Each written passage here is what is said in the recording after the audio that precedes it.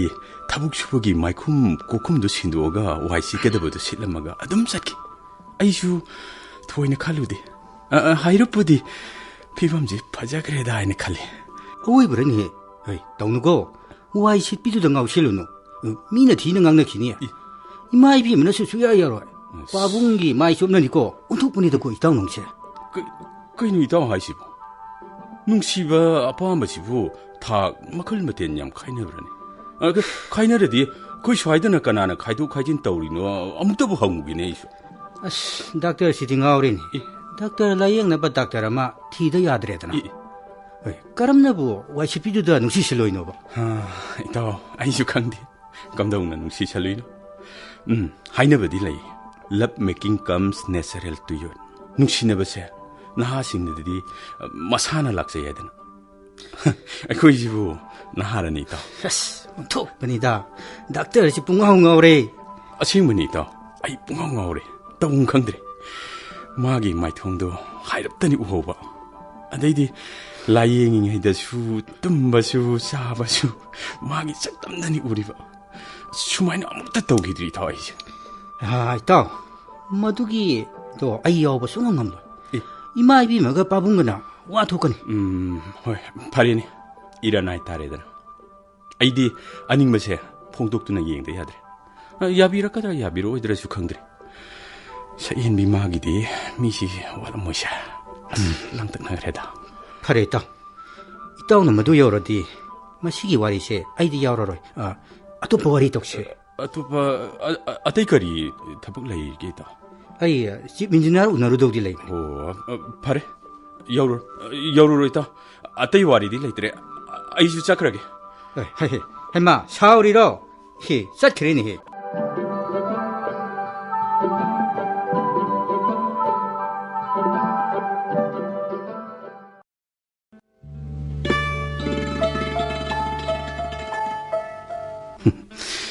ꯃꯥꯅ ꯇꯧꯔꯤ ꯑꯣꯏꯔꯤꯅꯤ ꯑꯃꯣꯠ ꯑꯀꯥꯏꯁꯤꯡ ꯗꯁꯕꯤꯟꯗ ꯊꯥꯗꯕꯤꯌꯨꯅ ꯊꯥꯗꯅ ꯊꯦꯜꯂꯤꯁꯦ.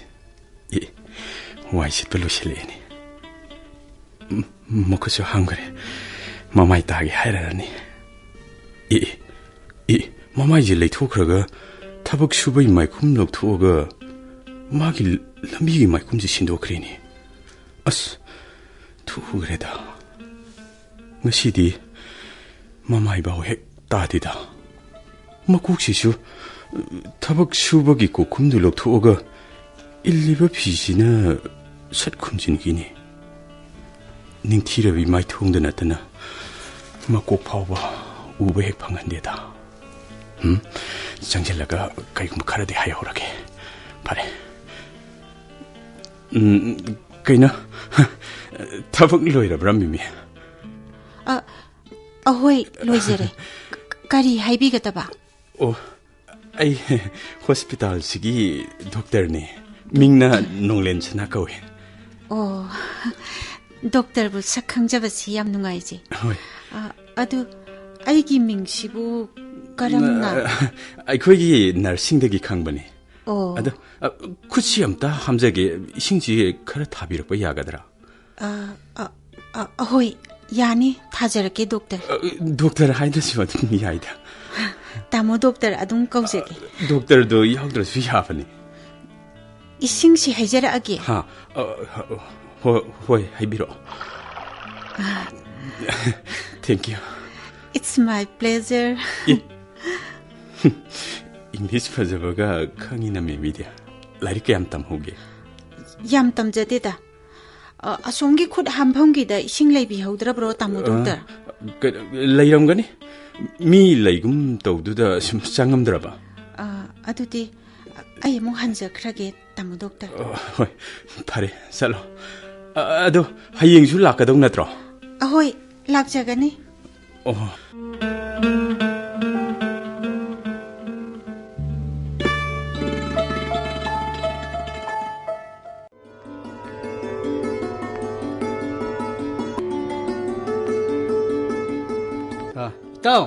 이따우 농렌 사나 그다이 짠나크라잖아. 아무것도 레이트라니. 독터 레이트로. Kanano?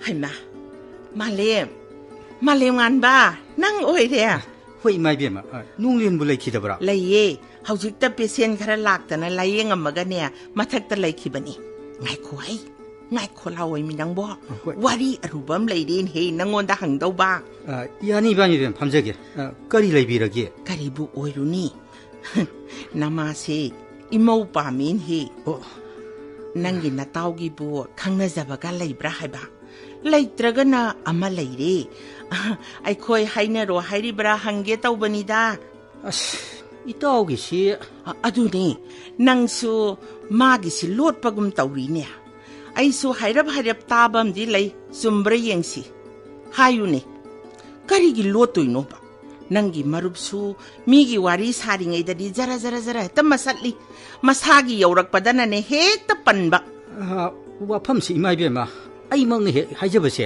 nungai da don tau je ba ni imai bia ma na ta bi de ba si na ma khoi hospital da wai sit bi du gi oi bi ra bra อะดูนี่เนี่ยไอ้น่ะตาดิสัวนั่งป่าบุ้งตาระดิลันเจ้ามุกโอยด้วยนี่เนี่ยนั่งป่าบุ้งตะก็ให้เราอุนุโก hoi mai bia ไอ้มาซาดสู้หังดรีนางงอนตะเกียเสียงบะมาหังเกนะคันใบเตาบันิดา asum mani mai bia ma ma si gi matang da ai khoi ni su khara nungai na dre nupi du gi di ai yaw roi hai ro ba di gi ai ga su toi na hang na dre imai bia ma ga pa bung ga gi mai ama ta yeng de ma na tawri si ค่อยเนี่ยอะดูนี่เนี่ยไอ้งอนตะสู้มาค่อยกินเนอร์สวยเบียมันหายบันินุปีดูบุยบงกะยามยามพะซะระเกบะมาติกมาใหญ่กะยามไหลบโนบะมานะดูตะงาวรุริดูบอยบ่ imai bia ma na hai ba di nupi do hai phet ta u ba ni อ่ะ lak pa su ma mai ko khum jin ba อ่ะ hospital da su thabak subagi mai khum ga ko khum ga khum bana phajanu udri hai ni mai be imai be moi mamang gi lambi sida cycle na thabak to chat ma le โอ้ mayum di kawa da gi ni hai gum su tawi imai be ก็นายมาสามาสูโนเนี่ยตั้งไงพัดระดีมาปาดาเทมจินนะบะให้รู้ตามนี่มีมาสาดะปังไงให้รู้สุยาดีเนี่ยจบตัวนี้เนี่ยค่อยสิ nupi du di jam na ma thau do ayuk ngan na lak lamaga tor maga sakhi hai โอ้ mahak lak pa de gi lam di phajana na le hai ma khoi manager na thabak tu phajana taw ba sang nai ba gi atai staff sing da mahak ki ma taw tam na ba ngangi hai imai be ma ห้อยเนี่ยอะดูโอ้ยระสู้วายสิบปีนี้ทนายบุงอ่ะ aduga lairik kayam tam hawi receptionist kumba oigera hangba su tawjaroi ayuk ta pung ani rom wai silam seng badu da tawjage yum da thabak atai lejai hai mal mai be ma อะดูนี่เนี่ยไล่ระบีนี่วายสิบปีนี้มีไอ้กี่อีสานะดักเตอร์ดูนะงาวรุรินี่เนี่ยก็อีเสมาซาดะสูยาเตารูบัตเนี่ยสาวด้วยนี่เชรานันได้เตาขี้ด้วยนี่มาน่ะนิ่งคิบะเซโฮงูให้ไปยาดะบะอีสานเนี่ยบะอ่างสุนัตเรอีมาที่เนี่ยว่าบันลอยระปวดนี่โก as mai be ma ai bu suma na waro ma le nu pi du gi wa hodu lu butane kana di haraga yek to lai thoki อะดูกันเนี่ยนางป่าบุงนักขังขี้บดามวยพุลิสกี้เฮานะบียาเต่าตัวน่ะว่าทงนะด้วยนี่โกอีมาที่เป่าดูตาบดกี้เนี่ยโกกเสียซาบดุมเฮาครับบันเนี่ยมี phani mai be ma ai shu i taw da wari tawjage imai be ma su kari lai be gi ha ba do hong tu yeng bi พาเรมาทักการุโรอีมาซาโลละเกโก phani mai be ma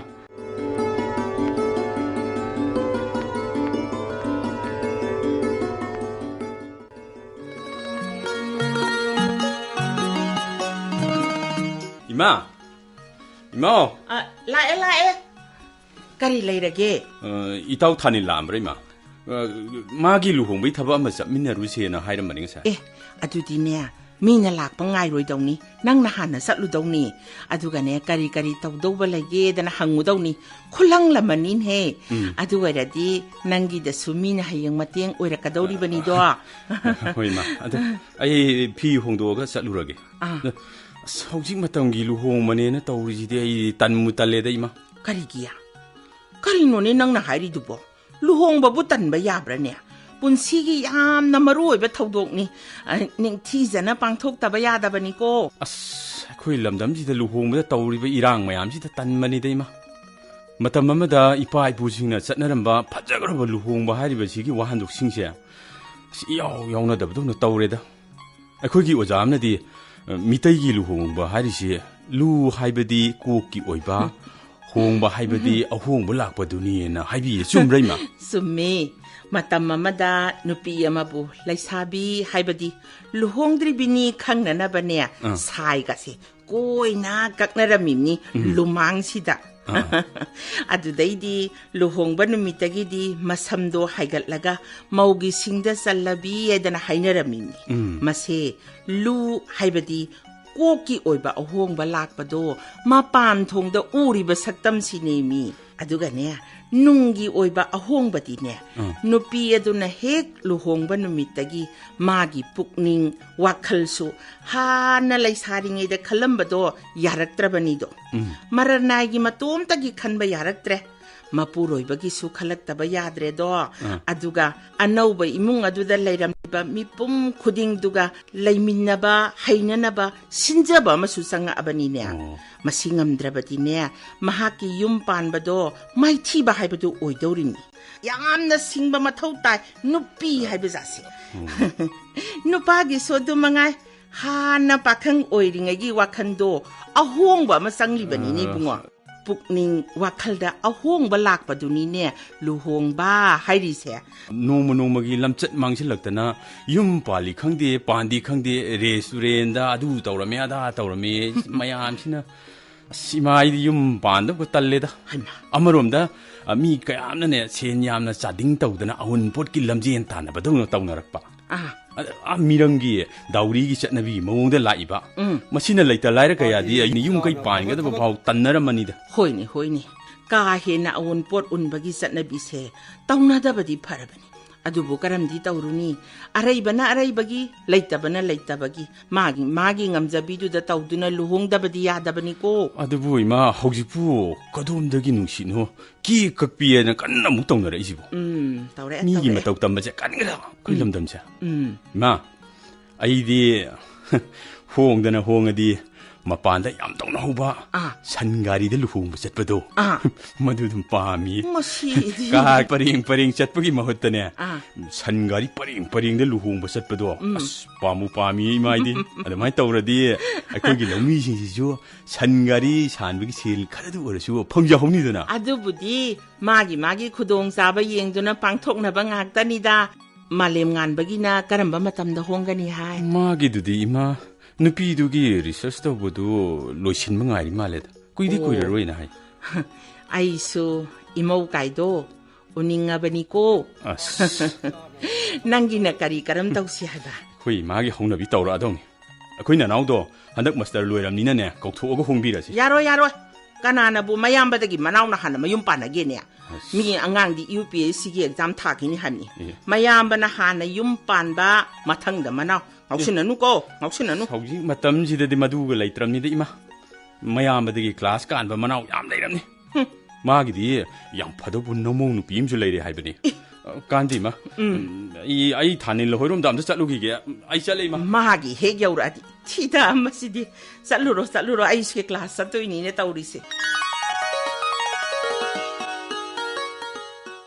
Mama nungsibi darling kaida lege leye ingkol ising chairiye ngasidi khara thenga ina ngasidi lan tamba chatlaroi damnina ya school dagi mamton hoidagi lei jar haido lorakpani chaksu loiramdana khara chathare phare nang mamton hoidi ana ye yahaude dana yahaude as mama ine tonse mikau miramna phajariba pija pithakna phariba yam nungsi adugane mama moigi imungi soiba amandi leire mama gi di nopagi imung nina nungai roidra kaino nangna nungai ti haidubu nang mam ton su nane ton su isam jamjaba daine mabuk phabagi di yam nungsida macha singju loi nungsi adu nangna nungai ti bu kari noiba moina chari thaiba mawong dunida nga thongmadu bo tinggot athanba mamam aduga bora amasu haurini se nga su bora su protein ngaktani gai ja amata khangda maleba insang do thawna yamna ngauriba chakna yam chariba mana masingna khaji khakthongi yam chana de ye mana masingdi madu sune mahina langiba mana masing sing du bar pat khri thonge ba kanaba loina manghalaga chare ꯍꯩꯔꯥꯁꯨ ꯀꯌꯥ ꯆꯥꯅꯗꯦ ꯄꯥꯝꯅꯗꯦ ꯍꯥꯏ ꯑꯗꯨꯕꯨꯗꯤ ꯆꯨꯝꯃꯤ ꯑꯩꯅꯁꯨ ꯉꯥꯡꯉꯤꯝꯅꯤ ꯃꯗꯨꯅ ꯅꯅꯦꯁꯨ ꯃꯥꯃꯁꯨ ꯂꯣꯏ ꯅꯣꯏꯔꯤꯗꯨꯅꯤ ꯍꯣꯏ ꯈꯔ ꯂꯩꯔꯗꯤ BP ꯅꯥꯔꯦ ꯗꯥꯏꯕꯦꯇꯤꯁ ꯂꯩꯔꯦ ꯍꯥꯏꯔꯛꯑꯗꯣꯏꯅꯤ ꯃꯆꯥꯁꯤꯡꯁꯨ ꯂꯣꯏꯅ ꯍꯦ ꯅꯣꯏ ꯇꯧꯔꯤꯕ ꯑꯗꯨꯒꯅꯦ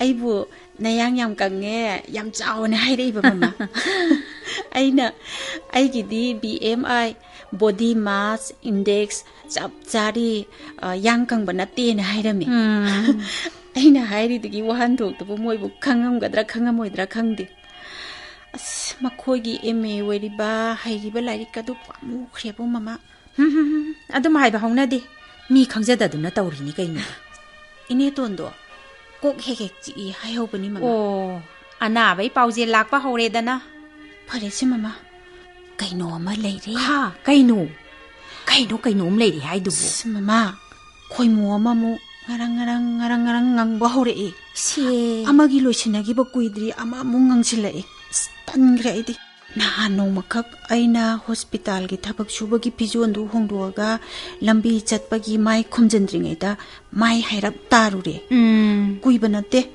ꯗꯣꯛꯇꯔ ꯅꯍꯥ ꯑꯃ ꯍꯥꯏꯔꯞ ꯎꯈꯤꯕ ꯃꯥꯜꯂꯦ ꯐꯠ ꯍꯥꯏꯖꯤꯜꯂꯛꯑꯒ ꯉꯪꯕ ꯑꯗꯨꯝ ꯍꯧꯔꯛꯈ꯭ꯔꯦ ꯃꯇꯨꯡꯗꯒꯤꯗꯤꯅꯦ ꯃꯥꯏꯒꯁꯤ ꯑꯩ ꯌꯨꯝ ꯌꯧꯔꯛꯑꯒ ꯑꯣꯏꯅ ꯇꯥꯖꯔꯕꯅꯤ ꯑꯗꯨꯅꯤ ꯌꯦꯡꯉꯣꯏ ꯑꯩꯅ ꯍꯣꯇꯦꯜꯗ ꯕꯣꯔꯥ ꯀꯥꯡꯍꯧ ꯆꯥ ꯁꯦꯝꯕꯗ ꯃꯥꯏ ꯈꯨꯝꯃꯤꯁꯤꯁꯨꯅꯦ ꯃꯤꯅ ꯆꯥꯕ ꯊꯛꯄꯅꯤꯅ ꯆꯤꯟ ꯈꯨꯝꯗ ꯅꯨꯡꯉꯥꯏꯇꯦ ꯍꯥꯏꯕꯩ ꯋꯥꯅꯤ ꯃꯥꯏ ꯍꯦꯛ ꯍꯥꯡꯂꯒ ꯐꯝꯂꯨꯕꯗ ꯀꯅꯥꯒꯤ ꯍꯅꯨ ꯍꯅꯥ ꯐꯥꯎꯕꯗ ꯆꯥ ꯊꯛꯄ ꯕꯣꯔꯥ ꯆꯥꯕ ꯍꯦꯟꯖꯜꯂꯛꯏꯝꯅꯤ ꯅꯨꯄꯥꯁꯤꯡꯁꯦ ꯃꯑꯣꯡ ꯑꯃꯅꯤ ꯑꯗꯨ ꯃꯃꯥ ꯀꯃꯥꯏꯅ ꯇꯧꯗꯣꯏꯅꯣ ꯊꯕꯛꯇꯨ ꯇꯣꯛꯊꯣꯛꯄꯁꯨ ꯅꯨꯡꯉꯥꯏꯇꯦ ꯑꯩꯒꯤꯁꯨ ꯌꯥꯝ ꯀꯥꯟꯅꯔꯤ ꯐꯖꯅ ꯍꯥꯏꯌꯨ ꯏꯆꯥꯁꯤꯗꯤ ꯗꯣꯛꯇꯔ ꯍꯣꯏꯒ ꯑꯩꯈꯣꯏꯒ ꯆꯥꯟꯅꯔꯣꯏ ꯋꯥꯈꯟꯗꯣ ꯊꯥꯗꯣꯛꯄꯤꯌꯣꯏꯅ ꯀꯩꯅꯣꯅꯦ ꯃꯥꯏ ꯏꯟꯇꯔꯦꯁꯇꯨꯕꯣ ꯅꯨꯄꯤ ꯑꯉꯥꯡꯒ ꯂꯩꯔꯝꯅꯤ ꯆꯦꯛꯁꯜꯂꯨꯀꯣ ꯍꯣꯏꯅꯦ ꯃꯃꯥ ꯍꯩꯁꯤꯡꯅ ꯂꯩꯊꯣꯛꯅꯕ ꯍꯣꯠꯅꯕ ꯇꯥꯕꯅꯤ ꯑꯩꯅ ꯊꯕꯛ ꯂꯣꯏꯁꯤꯜꯂꯒ ꯈꯨꯠ ꯍꯥꯝꯃꯤꯉꯩꯗ ꯃꯥꯁꯨ ꯃꯈꯨꯠ ꯍꯥꯝꯕ ꯁꯥꯗꯨꯅ ꯍꯦꯛꯇ ꯆꯪꯉꯛꯏ ꯋꯥ ꯈꯔ ꯍꯦꯛꯇ ꯍꯪꯖꯤꯜꯂꯛꯏ ꯃꯥꯒꯤ ꯃꯑꯣꯡꯗꯣ ꯃꯤ ꯂꯣꯏꯅ ꯈꯪꯉ ꯄꯣꯠꯅꯤꯗ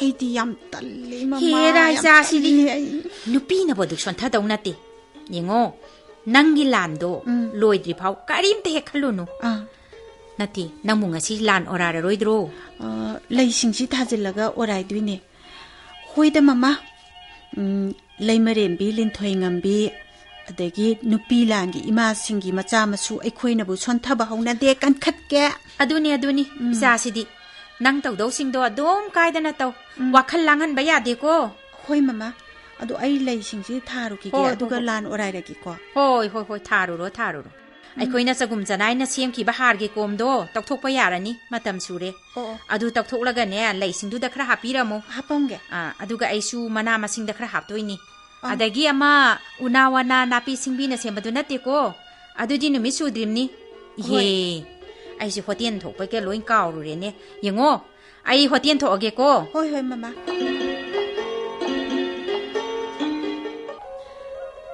ꯀꯅꯥ ꯂꯩꯒꯦ ꯍꯣꯇꯦꯜ ꯁꯤꯕꯨ ꯃꯤ ꯂꯩꯕ꯭ꯔꯣ ꯀꯅꯥ ꯑꯣꯏꯔꯝꯅꯣ ꯂꯩꯖꯩꯌꯦ ꯀꯩ ꯂꯧꯕꯤꯗꯣꯏꯅꯣ ꯆꯥ ꯊꯛꯄꯤꯗꯣꯏꯔꯣ ꯅꯠꯇꯦ ꯄꯣꯠ ꯂꯧꯗꯧ ꯅꯠꯇꯦ ꯋꯥ ꯑꯝꯇ ꯍꯪꯖꯒꯦ ꯇꯧꯕꯅꯦ ꯌꯥꯅꯤ ꯊꯣꯛꯆꯔꯛꯀꯦ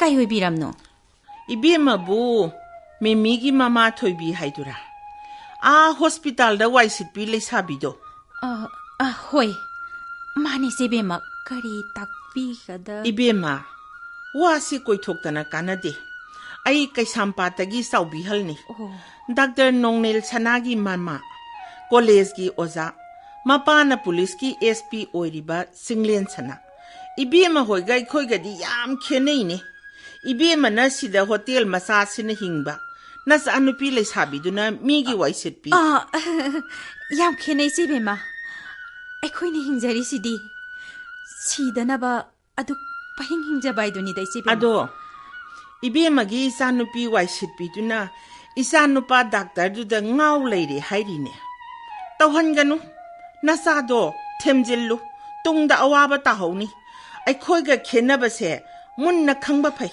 ꯏꯁꯦ ꯃꯇꯤꯛ ꯃꯄꯥ ꯆꯥꯗꯅ ꯀꯔꯝꯅꯣ ꯑꯩ ꯏꯆꯥꯁꯤꯗꯤ ꯑꯣꯟꯊꯣꯛꯄꯅꯤꯗ ꯐꯅꯤ ꯏꯆꯦꯕꯦꯝꯃ ꯋꯥꯔꯧꯕꯤꯅꯨꯀꯣ ꯁꯣꯏꯗꯅ ꯊꯦꯝꯖꯤꯟꯖꯒꯦ ꯏꯆꯦ ꯃꯈꯣꯏꯒ ꯑꯩꯈꯣꯏꯒ ꯈꯦꯟꯅꯕꯗꯤ ꯂꯣꯛꯇꯥꯛꯀ ꯄꯨꯈ꯭ꯔꯤ ꯃꯆꯥ ꯑꯃꯒꯨꯝꯕꯒꯅꯤ ꯑꯩꯈꯣꯏꯗꯤ ꯌꯥꯝ ꯋꯥꯅ ꯍꯤꯡꯖꯩꯗ ꯑꯩꯕꯨ ꯑꯃꯨꯛ ꯍꯟꯅ ꯂꯥꯛꯍꯟꯒꯅꯨ ꯏꯕꯦꯝꯃꯅ ꯐꯅꯕ ꯇꯧꯔꯣ ꯃꯊꯪ ꯑꯃꯨꯛ ꯂꯥꯛꯂꯕꯗꯤꯅꯦ ꯃꯑꯣꯡ ꯇꯥꯔꯣꯏ ꯈꯨꯗꯣꯡꯊꯤꯕ ꯅꯪꯕꯁꯨ ꯌꯥꯏ ꯐꯔꯦ ꯏꯆꯦꯝꯃ ꯋꯥꯔꯧꯕꯤꯅꯨ ꯑꯩ ꯊꯦꯝꯖꯤꯟꯖꯒꯦ ꯏꯆꯦ ꯆꯠꯈ꯭ꯔꯦꯅꯦ ꯁꯥꯎꯔ ꯃꯥꯅꯦ ꯈꯪꯗ꯭ꯔꯦꯗ ꯑꯩ ꯏꯆꯥꯅꯕꯨ ꯉꯥꯎꯔꯤꯕ꯭ꯔꯥ ꯃꯥꯏ ꯃꯆꯥꯅꯕꯨ ꯉꯥꯎꯔꯤꯕ꯭ꯔꯥ ꯑꯩ ꯏꯆꯥꯗꯤ ꯑꯣꯏꯗꯕꯗꯤ ꯀꯌꯥ ꯉꯥꯡꯗꯕꯅꯤꯗ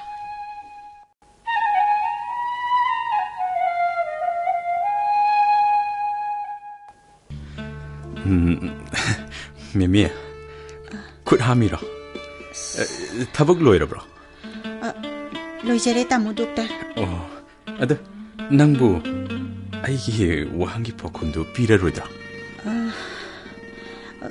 ꯇꯥꯃꯣ ꯗꯣꯛꯇꯔ ꯋꯥꯗꯤ ꯋꯥꯔꯧꯕꯤꯅꯨ ꯏꯅꯝꯃ ꯂꯩꯕꯤꯗ꯭ꯔꯤꯕ꯭ꯔꯣ ꯃꯦꯃꯤ ꯅꯠꯇ꯭ꯔꯒ ꯀꯅꯥꯒꯨꯝꯕꯤ ꯃꯇꯤꯛ ꯆꯥꯕꯤ ꯑꯃꯗꯤ ꯁꯣꯏꯗꯅ ꯂꯩꯕꯤꯔꯝꯒꯅꯤꯗ ꯑꯗꯨ ꯅꯠꯇ꯭ꯔꯒꯁꯨ ꯇꯥꯃꯣ ꯗꯣꯛꯇꯔ ꯍꯣꯏꯒꯤ ꯏꯃꯨꯡꯗꯤ ꯑꯋꯥꯡꯕ ꯊꯥꯛꯀꯤꯅꯤ ꯑꯩꯈꯣꯏꯒ ꯆꯥꯟꯅꯔꯣꯏꯗ ꯑꯩꯈꯣꯏꯗꯤ ꯌꯥꯝꯅ ꯂꯥꯏꯔꯅ ꯍꯤꯡꯖꯕꯅꯤ ꯍꯤꯡꯕꯒꯤ ꯂꯥꯟꯐꯝꯗ ꯃꯥꯏꯊꯤꯔꯕꯤꯅꯤ ꯍꯣꯏ ꯆꯨꯝꯃꯦ ꯅꯪꯅ ꯍꯥꯏꯔꯤꯕ ꯊꯥꯛꯀꯤ ꯋꯥꯗꯨꯗꯤ ꯌꯥꯝ ꯆꯨꯝꯃꯦ ꯄꯥꯕꯨꯡꯅ SP ꯑꯣꯏꯔꯤ ꯏꯃꯥꯅ ꯀꯣꯂꯦꯖ ꯑꯣꯖꯥꯅꯤ ꯑꯩ ꯌꯨꯝ ꯄꯥꯟꯗ꯭ꯔꯤꯌꯦ ꯀꯅꯥꯒꯁꯨ ꯃꯔꯤ ꯂꯩꯅꯗꯦ ꯑꯁꯦꯡꯕꯅꯤ ꯅꯪꯒꯤ ꯁꯛꯁꯦ ꯐꯖꯅꯁꯨ ꯎꯗ꯭ꯔꯤ ꯑꯗꯨꯕꯨ ꯅꯪꯒꯤ ꯅꯑꯣꯡꯅ ꯇꯧꯅ ꯑꯩꯕꯨꯗꯤ ꯈꯨꯗꯨꯝ ꯆꯟꯈ꯭ꯔꯦ ꯃꯦꯃꯤ ꯑꯍꯤꯡ ꯅꯨꯡꯊꯤꯜꯗ ꯅꯪꯗꯕꯨ ꯈꯟꯗꯨꯅ ꯂꯩꯔꯦ ꯑꯗꯨ ꯑꯩꯕꯨ ꯅꯨꯡꯁꯤꯕꯤꯕ꯭ꯔꯥ ꯅꯨꯡꯁꯤꯕꯤꯗꯕ꯭ꯔꯥ ꯃꯗꯨꯗꯅꯤ ꯑꯩꯅ ꯈꯪꯖꯅꯤꯡꯉꯤꯕ ꯇꯥꯃꯣ ꯗꯣꯛꯇꯔꯅ ꯌꯥꯝ ꯁꯤꯔꯤꯌꯁ ꯑꯣꯏꯕꯤꯔꯦ ꯃꯦꯃꯤ ꯑꯩꯒꯤ ꯐꯤꯕꯝꯒ ꯇꯥꯃꯣꯒꯤꯒ ꯌꯥꯝꯅ ꯈꯦꯠꯅꯩ ꯑꯩꯗꯤ ꯏꯃꯥ ꯂꯥꯏꯔꯕꯤꯒ ꯂꯣꯏꯅꯅ ꯌꯥꯝꯅ ꯋꯥꯅ ꯁꯨ ꯅꯣꯝꯗꯨꯅ ꯍꯤꯡꯖꯕꯅꯤ ꯏꯃꯥꯒꯤ ꯃꯇꯦꯡ ꯈꯔ ꯑꯣꯏꯅꯅꯕꯅꯤ ꯑꯩꯅ ꯃꯐꯝꯁꯤꯗ ꯂꯥꯛꯆꯔꯤꯕꯁꯤꯁꯨ ꯏꯄ꯭ꯋꯥ ꯅꯨꯄꯥ ꯑꯃ ꯂꯩꯕꯗꯨꯁꯨ ꯃꯅꯤꯡ ꯊꯨꯡꯍꯟꯕ ꯉꯝꯗ꯭ꯔꯕꯅꯤꯅ ꯃꯄꯥꯟꯂꯣꯝꯗ ꯊꯕꯛ ꯁꯨꯔꯒ ꯁꯦꯜ ꯇꯥꯟꯈ꯭ꯔꯤ ꯏꯄꯥꯁꯨ ꯂꯩꯈꯤꯗ꯭ꯔꯕꯅꯤ ꯇꯥꯃꯣ ꯑꯃꯨꯛꯇꯪ ꯈꯟꯊꯕꯤꯈꯣ ꯃꯦꯃꯤ ꯅꯪꯒꯤ ꯑꯦꯅꯤ ꯀꯟꯗꯤꯁꯟ ꯑꯣꯏꯁꯅꯨ ꯅꯨꯡꯁꯤꯕꯒ ꯃꯔꯤ ꯑꯃꯠꯇ ꯂꯩꯅꯗꯦꯅ ꯈꯜꯂꯦ ꯅꯨꯡꯁꯤꯕ ꯂꯂꯣꯟꯕ ꯀꯥꯡꯕꯨꯁꯤꯡꯅꯕꯨꯗꯤ ꯀꯟꯗꯤꯁꯟ ꯁ꯭ꯇꯦꯇꯁ ꯌꯦꯡꯂꯝꯒꯅꯤꯅ ꯈꯜꯂꯤ ꯑꯩꯒꯤꯁꯤꯗꯤ ꯑꯁꯦꯡꯕ ꯅꯨꯡꯁꯤꯕꯅꯤ ꯊꯥꯖꯕ ꯊꯥꯖꯗꯕꯗꯤ ꯅꯪꯒꯤ ꯋꯥꯈꯜꯅꯤ ꯃꯦꯃꯤ ꯑꯩꯒꯤ ꯊꯃꯣꯏꯁꯦ ꯍꯥꯡꯗꯣꯛꯇꯨꯅ ꯎꯠꯄ ꯌꯥꯔꯝꯃꯗꯤ ꯅꯪꯅ ꯑꯁꯦꯡꯕꯗꯣ ꯈꯪꯉꯝꯗꯧꯅꯤ ꯃꯦꯃꯤ ꯃꯤꯁꯤꯡꯅ ꯎꯔꯒ ꯀꯩꯅꯣꯝꯃ ꯈꯟꯅꯔꯅꯤ ꯋꯥꯔꯧꯕꯤꯅꯨ ꯑꯩ ꯆꯠꯆꯔꯒꯦ ꯋꯥꯔꯧꯕꯤꯅꯨ ꯐꯔꯦ ꯆꯠꯂꯣ ꯑꯗꯨ ꯍꯌꯦꯡꯁꯨ ꯂꯥꯛꯀꯗꯕ ꯅꯠꯇ꯭ꯔꯣ ꯍꯣꯏ ꯂꯥꯛꯆꯒꯅꯤ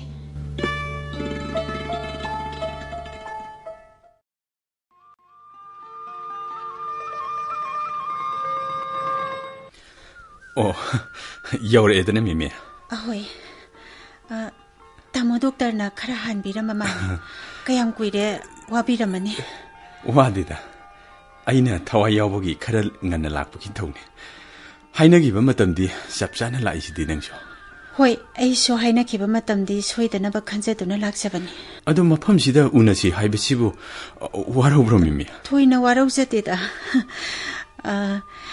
ꯍꯣꯁꯄꯤꯇꯥꯜꯗ ꯇꯥꯃꯣ ꯗꯣꯛꯇꯔꯅ ꯏꯅꯥꯛꯇ ꯍꯦꯛ ꯍꯦꯛ ꯆꯪꯕꯤꯔꯛꯇꯨꯅ ꯋꯥꯔꯤ ꯇꯧꯕꯤꯔꯛꯄꯗꯣ ꯃꯤꯌꯥꯝ ꯃꯔꯛꯇꯨꯗ ꯅꯨꯡꯉꯥꯏꯖꯗꯕ ꯑꯉꯥꯡꯁꯤꯡꯒꯤ ꯁꯥꯟꯅꯐꯝ ꯄꯥꯛꯁꯨ ꯑꯣꯏꯕ ꯂꯝꯕꯤ ꯃꯄꯥꯟꯗꯒꯤꯁꯨ ꯀꯌꯥ ꯂꯥꯞꯇꯕ ꯃꯤꯁꯨ ꯑꯗꯨꯝ ꯋꯥꯠꯇꯕ ꯃꯐꯝꯁꯤꯗ ꯋꯥꯔꯤ ꯇꯧꯕ ꯀꯩꯁꯨ ꯀꯥꯏꯗꯦꯗ ꯑꯆꯤꯛꯄ ꯂꯝꯍꯥꯡ ꯇꯨꯍꯥꯡ ꯑꯗꯒꯤ ꯔꯦꯁꯇꯨꯔꯥꯟꯅꯆꯤꯡꯕ ꯃꯐꯝꯗꯗꯤ ꯑꯩ ꯀꯌꯥ ꯄꯥꯝꯖꯗꯕ ꯑꯗꯣ ꯃꯥꯛꯁꯇꯤ ꯑꯌꯥꯝꯕ ꯃꯇꯝꯗ ꯑꯗꯨꯝ ꯁꯤꯖꯤꯟꯅꯕ ꯃꯥꯜꯂꯦ ꯃꯥꯛꯁꯁꯦ ꯍꯣꯏ ꯍꯧꯖꯤꯛꯁꯨ ꯑꯗꯨꯝ ꯎꯞꯄ ꯂꯥꯛꯏꯀꯣ ꯑꯍꯣꯏ ꯃꯥꯛꯁ ꯑꯁꯤꯗꯤ ꯑꯌꯥꯝꯕ ꯃꯇꯝꯗ ꯑꯗꯨꯝ ꯎꯞꯆꯩ ꯑꯩꯈꯣꯏꯒꯤ ꯂꯝꯕꯤꯁꯤꯡꯁꯤ ꯑꯌꯥꯝꯕ ꯎꯐꯨꯜ ꯋꯥꯏꯐꯨꯜ ꯌꯥꯝꯅ ꯂꯩꯕꯁꯤꯗ ꯁꯨꯝ ꯍꯩꯅꯖꯈ꯭ꯔꯕ ꯌꯥꯝ ꯐꯩ ꯆꯨꯝꯃꯤ ꯑꯩꯈꯣꯏꯒꯤ ꯂꯝꯁꯤꯗꯤ ꯎꯐꯨꯜ ꯌꯥꯝ ꯆꯦꯜꯂꯤꯗ ꯗꯣꯛꯇꯔ ꯑꯩꯈꯣꯏꯗꯒꯤ ꯃꯦꯃꯤꯅ ꯍꯦꯟꯅ ꯆꯦꯛꯁꯤꯜꯂꯦ ꯃꯁꯤꯃꯗꯤ ꯌꯥꯝ ꯐꯩ ꯑꯗꯣ ꯃꯦꯃꯤ ꯑꯩꯅ ꯍꯥꯏꯖꯈꯤꯕ ꯅꯪꯕꯨ ꯄꯨꯛꯆꯦꯜ ꯁꯦꯡꯅ ꯅꯨꯡꯁꯤꯔꯨꯔꯦ ꯍꯥꯏꯕ ꯋꯥꯐꯝꯗꯨꯒꯤ ꯄꯥꯎꯈꯨꯝꯗꯨꯕꯨ ꯄꯤꯕꯤꯔꯔꯣꯏꯗ꯭ꯔꯣ ꯇꯥꯃꯣ ꯗꯣꯛꯇꯔ ꯑꯩꯅꯁꯨ ꯑꯁꯤꯒꯨꯝꯕ ꯃꯐꯝ ꯆꯥꯕ ꯑꯃꯗꯤ ꯃꯇꯝ ꯆꯥꯕ ꯑꯃꯗ ꯊꯃꯣꯏ ꯁꯦꯡꯅ ꯇꯥꯃꯣ ꯗꯣꯛꯇꯔꯗ ꯑꯃꯨꯛꯀ ꯍꯟꯅ ꯍꯥꯏꯖꯅꯤꯡꯕꯗꯤ ꯀꯔꯤ ꯑꯩꯍꯥꯛ ꯇꯥꯃꯣꯒꯨꯝꯕ ꯃꯇꯤꯛ ꯆꯥꯔꯕ ꯗꯣꯛꯇꯔ ꯑꯃꯒꯤ ꯑꯣꯏꯕꯗ matik sukcha chajaroi khanjabani. Mimi. Tamogi ima pabungi thak, tamo hoigi condition, aikhoigi ke yamna khene. Ahal laman singnasu aibu mama woina loksinbiba pambiroi haijabani. Aduna amukta munna khanthabiyo. Punamak oiduna sumimi. Nangi thajagum ningthirabi maithong. Thambalgum tholabi thamoidagi thoraiba wahising. Jungphiran chana phajarabi. Aki among yaudana ningthirabi nangi saktam. Napal yaudrabi nangi wangang. Punamak sigi mathakta. Thauna pharabi nangi lichat amadi. Loksingi leitengna thalaba. Nangi nachat asina aigi thamoise. Kudum sankhre memi. Nangbu tatna aigi thamoida leiri. Masida aina kaidau harino. Nangna pakhum amta pibiro memi. Tamo doctor na aibu yamna henjin na thagat pire. Memi. Aidi pumnamak tugi ona tainabani khanje. Kari. Yamna hakjinna khanbirugano. Tungi amade yungi amukta kupna khanthabiyo. Tamogi doctor amagi thaudang aduda aina karisu tengbang jaba ngamjaroi. Thabak haibasidi tengbang bangamba amaga loinaraba matamda mai pakadabani. Madugisu khanbiyo. Tasengna haijarabada hojikki matamsidi material world ni. Aikhoi gumbi lairabi amagi mafam thoina leitraba matamni. Mahokshagi phajaba thoina pamnadraba. Kusemgi phajabada hena pamnaraba matamni tamo doctor. Khanthabiyo. Hoi. Hojikki miyoiba khunai gi chatnabidadi nangna harido punamak sume. Adubu nungsiba haiba khwaidagi wangaba posak asigadi punamak ona tainabani. Nungsibada napal leiti. Nungsibada oijaba thiba leiti. Nungsibada maranai thidi. Punamak nungsibana tawbu ngamdaba leiti. Nungsibadi khwaidagi chawba posak ni memi. Tasengna harabada nungsiba haibasidi kathokpani. Kathoba mi amana kari amu ahenba thirudoina. Aina nangbu puksen chengna nungsirubana. Nangna hairiba taibangpangi chatnabi pumba aina thoina thoksadi meme. Aduga miyamna nangbu lairabi waisipi amoina urasu. Aigidi thamoigi mabi mani haibasimadi ai kauhan chaningde. Ai sumi oibani. Khoimu leirangi wari ai su khangje. Meme. Apam nungsigi thamoi aingonda su yaujai. Khoimu indraba leirangdi arembani haini. Matik charaba tamogumba doctor amana punsida propose tawbirakba pamoidaba kanasu leiramoy. Pumnamak si woidunasu miyoibagi mat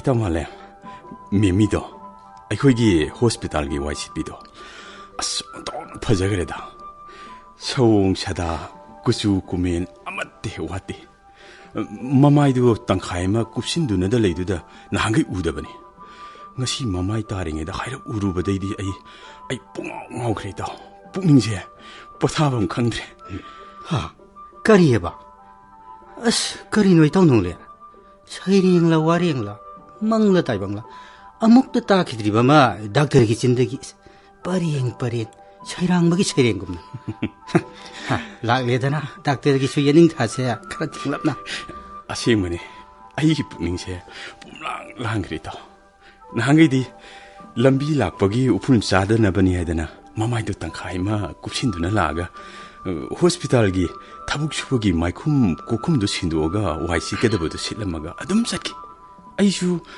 thoina khalude hairupudi phibamji phajagreda aine khali oi brani he hei tawnugo YC pidu da ngau silunu mina thina ngangna khini imai bi mena su suya yaro pabungi mai chomnani ko unthupuni da ko itaw nongse kainu itaw haisibo nungsiba apambajibu 다 마클 마텐 냠 카이나브라니 그 카이나르디 그 샤이드나 까나나 카이도 카이진 떠우리노 아무것도 하고기네 이쇼 doctor sitting out doctor laying na ba doctor ama thida yadredana karamnabu YCP주다 nungsi 실로이노 봐 이따 아이슈 강디 감다우나 nungsi 실로이노 하이나버디 라이 love making comes natural to you. 눅시네버세 나하싱네들이 마사나 락자야되나. 아이코이지부 나하라니 또. 톡분이다. 닥터지 뿡하웅아오래. 아싱문이 또. 아이 뿡하웅아오래.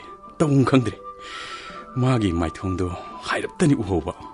아데이디 라이행잉해다슈 뜸바슈 사바슈 마기 짝담다니 우리바. 수마이는 아무것도 떠오기들이 더 이제. 아, 이따 마두기 또 아이 여보 숭앙감도. 이마이비 먹어 빠bun거나 와 도거니. 헐 파리니 일어나이 따래더라. 아이디 아닝마세 퐁독두나 이행대 야들. 야비라까다 야비로 오이드라 수강들이. 사인 미마기디 미시 와라모샤. 랑떡나그래다. 파래 이따. 이따오는 마두 여러디 마시기 와리세 아이디 여러로.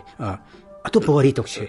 아또빠 아테이거리 타복라이게다.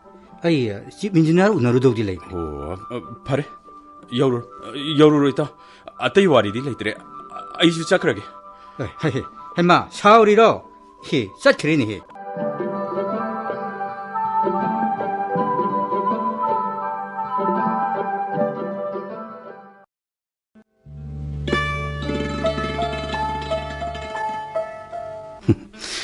마나 떠오리 와리니 아무것 아까이싱 더스빈다 타다비유나 타다나 틸리시 이 와이시 별로실레니 먹고서 한 거래 마마이 따기 하이라니 이 마마이 질 레이토크라가 타벅 슈바이 마이쿰 럭토가 마기 람비기 마이쿰지 신도 그래니 아스 투 그래다 ng시디 마마이 바오 핵 따디다 마국시슈 타벅 슈벅 있고 쿰들 럭토가 일리버 비지나 삿쿰진기니 닝티러비 마이 통도 나타나 마꼭 파오바 우베 핵방한데다 장젤라가 가이금 카라데 하야오라게 바래 그이나 타벅 로이라 브람미미 ahoy loizere kari haibigata 오 아이 호스피탈 시기 독터니 밍나 농렌 나카오에 doctor부 sakhangjabasi yam nungaiji oi adu aigi mingsi thank you it's my pleasure English 파자바가 강이나 메미디아 라이크 얌탐 호게 yam tamjadeda asongi khut hamphongida ising leibi haudrabro tamu doctor 라이람가니 미 라이금 떠우두다 심상감들어봐 adudi ai mo hanja khrage tamu doctor oi 파레 살로 아도 하이행수 락가동 나트로 ahoy lakjagani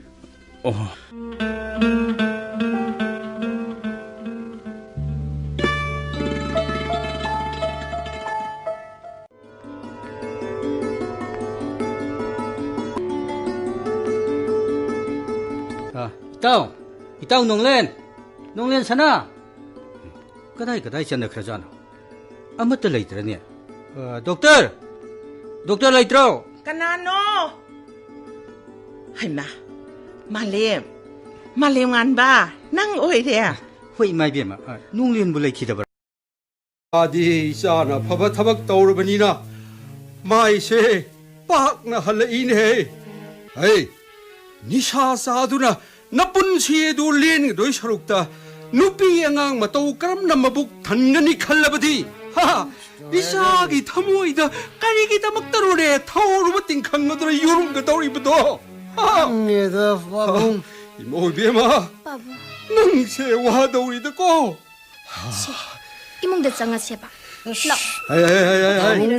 아이 ai 영어이 마탄다 파워 마또엄때 랩사방 감드라나 불로이베세 아 오직기디 보타할로로 아 누가 마는 이사 할랍간도 아이 이빠기 리세이 마루도 강해드나 타오 그렇다 있을로 해 이빠 타박 도게 아 뿌뿌뿌 콜사이드 사나게 아이 누이 소이드 사노 랍나 사나가노 거이 수사 어디 야로이저 뿌뿌 아, 뽀뽀수 야오고도 우리 분이네. 아이수니 사내라무 뽀뽀 비 홍루키게 고. Hoi, Pupu. 사느라고. Cici sana bahawrase. Masih ay. Natte cho CD ay gini. CD ay gini. Ay gini. Ay gini. Natte masih ay gi marble ne haraga masih.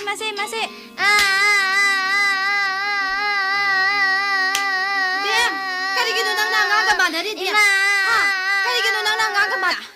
Isa na ima kau duna kaplam riba si dia. Nong mata isa se mamit mapita handabani. Aduga isa na hik lawan kaplam phawda. Isa de yeng duna lebi rami boya. Ina. Kadai. Na khangra. Kari gino ina nang nangang phuri adumai na tawba hongna bro. Ho isa soklabani na amasu phuba tabani. Ina. Iche boy naw da kari hai khrage ne. Ho na khoigum gi na chana isa I khazai na ma phangba natte. Iche bu kari lan khrabage haiba. Ise na mang thaduna lebiram natro. Angang ani se khatnare haibadi chak manani yengbiram phaina kaino. Asa. Ise matung da aigum bagi sada tathi tawin hek tawbiram ba. Mama I phate haino. Ina angang machen sanaram khanarak poduna iche na khamlamba khaktane. Basibu kayam kairage ne ina. Ho angang machen khanabani haibadu su khangjarabado. Takbidrabasu yajarabado. Isa misa khaidaba phai haija ina aidi isa ni makhenaba mata laitene nang adumai hairi karigino ho khangjare yajare ahallaman phawbana isa na te haiduna inthora pagyambi bado athemna lai haiba aisu khangi je ina aigi imai padi karamai mai pano masai bu sonduna talai aina haibada su yaduna talai ye hawrakpham na puri haibaduni je asa Ise na karina tik laiduna aingonda singnara ibano. Ise silna ne mi matang leiraga isagi minai thamge khalibani. Ina ai sena cheni he. Adubo ise ne inawu singnabagi pangal di laite. Inawdi ina kera khunda imongdagi haurakpe. Khangi madugi sumatakta matik chaba masu oiri.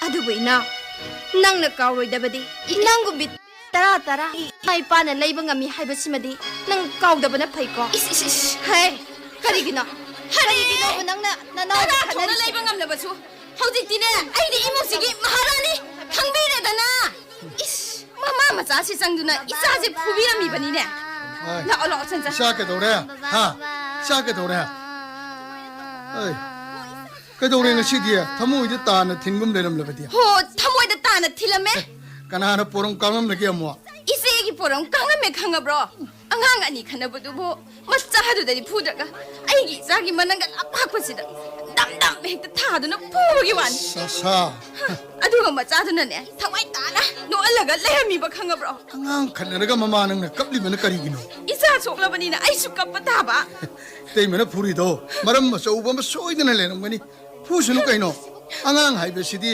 phusu phuni luna su tawgani ho makhoi tamona di chambani na chamna dom khanba sa ise khoina di khanni tamo tei ma phula na khangano aigi tei ma se marai bak thirabani ne marai bak thirabi jeni haiduna aisu kari su haijade makhoi bu chel thokte haiduna minkhat tuna tala iba natro asa ngang thok khiba wa hanjin ba yadabani kochi thang ba wa nganganu aigi tei ma dine wasak chepini imung asira sarana ma helo pawba wai haiduna ni rudrabai tei ma ni ne khangzare yajare tamo khangzare aisini tei ma gi mama isena karina tiklaiduna aingonda sinara ibano sak nai ba mi ni ne aigi tamo gi matung ila amdrabadi maharani oigedabai tei ma ni ne hari wasidia tei mana phana lanbo oijarbasu nang ngai na ngakpi gedabani aigi tei ma gi mamitagi ne ma pi chinthan ba yaro khangabra khangzare yajare aida sangjakhage masigi nupi sidi bema nama sengaurin he ayeng isana chaurgane namagi matau tamganu babagi matau tamuko baba aina hayeng chauraga babagi matau tamgani babagi matau tamgadamni chamo taro hala bro hale tema khoi tamogi wakalase aidi bhap ta bangamdre magi nisa sida toklabadi itei magisu aduga khoi gi sumai se lekai sida haigat na chapangam gadabani ne kari haigadabano khangdreda basanta itei mane hingliba punsi ase sagai asigida maktani itei mage thamoida ꯑꯃꯛꯄ ꯑꯃꯠꯇ ꯂꯩꯇꯦꯅꯦ ꯏꯕꯨꯡꯉꯣ ꯏꯇꯩꯃꯗꯤ ꯏꯅꯥꯎꯁꯤꯡꯒꯤꯗꯃꯛꯇ ꯍꯤꯡꯈꯤꯒꯅꯤꯌꯦ ꯇꯦꯃ 이따이마 이싱 쫄룩히겠고 ꯍꯣꯏ ꯍꯣꯏ ꯇꯦꯃ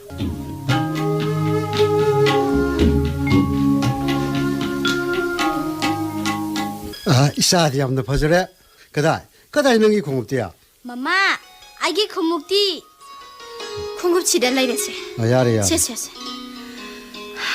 마코이 따모 안강기 마히 땀나바 셀 뿜나막 마마 마빠 오이브 아이코이기니 아이나 비 카라카라 사바 시나디 감동이야 ꯑꯩ ꯈꯪꯉꯤ ꯁꯥꯟꯇꯤ ꯆꯤꯟꯒ ꯈꯨꯠꯀ ꯃꯥꯟꯅꯕꯗꯤ ꯐꯔꯕꯅꯤꯀꯣ ꯇꯥꯃꯣ ꯁꯥꯟꯇꯤ ꯍꯤꯡꯅꯕꯒꯤ ꯂꯥꯟꯐꯝꯗ ꯈꯨꯠꯂꯥꯏ ꯌꯥꯎꯗ꯭ꯔꯕꯗꯤ ꯃꯥꯏꯊꯤꯔꯕ ꯂꯥꯟꯃꯤ ꯑꯣꯏꯕ ꯇꯥꯕꯅꯤꯅꯦ ꯑꯩꯈꯣꯏꯕꯨ ꯄꯥꯕꯨꯡꯅ ꯇꯣꯉꯥꯟ ꯄꯤꯖꯔꯤꯕꯁꯦ ꯑꯩꯗꯤ ꯐꯩ ꯍꯥꯏꯔꯤꯕꯅꯤ ꯃꯤꯁꯤꯡꯁꯦ ꯈꯔꯁꯨ ꯈꯪꯁꯅꯨ ꯑꯩꯗꯤ ꯄꯥꯕꯨꯡꯕꯨ ꯊꯥꯒꯠꯂꯤꯕꯅꯤ ꯌꯥꯔꯦ ꯑꯣꯐꯤꯁꯀꯤ ꯊꯕꯛ ꯇꯧꯕ ꯈꯛꯇꯅ ꯍꯤꯡꯅꯕꯒꯤ ꯂꯝꯕꯤꯔꯣ ꯁꯥꯟꯇꯤ ꯑꯩꯈꯣꯏꯕꯨ ꯇꯥꯃꯣꯒꯤ ꯊꯕꯛ ꯍꯥꯏꯗꯣꯛꯇ꯭ꯔꯤ ꯐꯥꯎꯕ ꯀꯔꯤ ꯆꯥꯗꯨꯅ ꯍꯤꯡꯁꯤ ꯍꯥꯏꯕꯅꯣ ꯅꯪꯅ ꯉꯥꯡꯕꯁꯤꯅꯅꯦ ꯑꯩꯕꯨ ꯏꯀꯥꯏꯕ ꯄꯤꯕꯁꯤꯅ ꯃꯁꯤꯕꯨ ꯏꯀꯥꯏꯕ ꯄꯤꯕ꯭ꯔꯣ ꯃꯁꯤꯕꯨ ꯇꯥꯟꯅꯕ ꯅꯠꯇꯕ꯭ꯔꯣ ꯌꯨꯝꯕꯥꯂꯣꯟ ꯇꯥꯟꯅꯕꯅꯦ ꯇꯥꯃꯣ ꯑꯩꯁꯨ ꯈꯪꯉꯤ ꯁꯥꯟꯇꯤ ꯑꯗꯨꯕꯨ ꯀꯗꯥꯏꯅꯣ ꯑꯩꯒꯤ ꯊꯕꯛ ꯑꯣꯏꯅꯕ ꯋꯥꯅꯣꯝ ꯁꯔꯦꯡ ꯊꯤꯟꯅꯅꯕ ꯋꯥꯅꯣꯝꯅꯕ ꯁꯦꯜ ꯂꯩꯇꯦ ꯍꯥꯏꯗꯨꯅ ꯑꯩꯈꯣꯏꯕꯨ ꯍꯤꯡꯂꯔꯣꯏꯁꯤ ꯍꯥꯏꯕ꯭ꯔꯣ